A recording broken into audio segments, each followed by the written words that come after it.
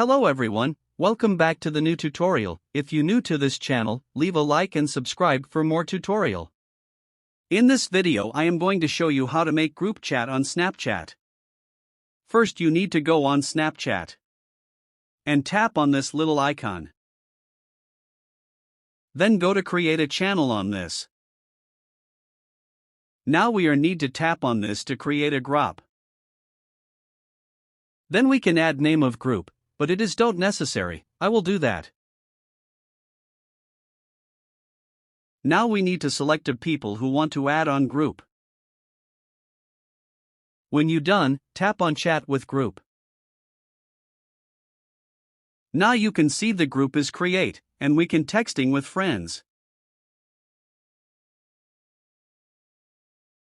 So that is it for this video, see you in the next one.